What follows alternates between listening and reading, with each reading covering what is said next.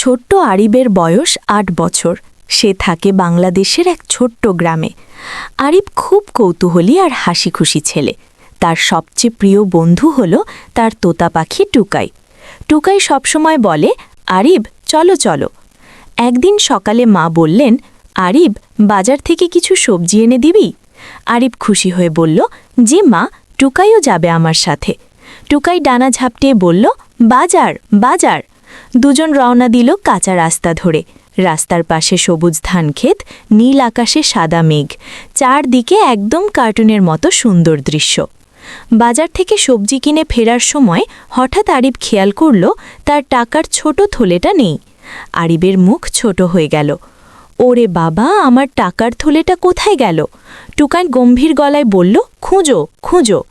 আরিব ভাবতে লাগল, হয়তো সবজির দোকানের কাছে পড়ে গেছে। ঠিক তখনই পাশের দোকানের কাকা, নাম তার রহিম কাকা, ডাক দিলেন, এই আরিব, তুমি কি এটা খুঁজছ? রহিম কাকার হাতে আরিবের টাকার থলে। আরিব দৌড়ে গিয়ে বলল, হ্যাঁ কাকা, এটা আমার। রহিম কাকা মিষ্টি হেসে বললেন, তুমি তাড়াহুড়ো করে চলে যাচ্ছিলে, তাই পড়ে গিয়েছিল। আরিব খুব খুশি হয়ে বলল, ধন্যবাদ কাকা, আপনি না থাকলে তো আমি খুব বিপদে পড়তাম। টুকাই বলল, ধন্যবাদ, ভালো কাকা। বাড়ি ফিরে আরিব সব কথা মাকে বলল। মা মাথায় হাত বুলিয়ে বললেন, দেখেছ, সৎ আর ভালো মানুষ সব জায়গাতেই আছে, আর নিজের জিনিসের দিকে খেয়াল রাখতে হয়। আরিব হাসল। সে টুকাইকে বলল, আজ থেকে আমরা আরও সাবধানে থাকব, ঠিক আছে? টুকাই বলল, সাবধান সাবধান।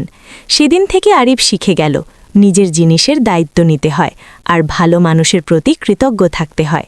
আর টুকাই, সে এখনও বলে, চলো চলো। আরিব আর টুকাইয়ের বন্ধুত্ব আরও গভীর হয়ে গেল।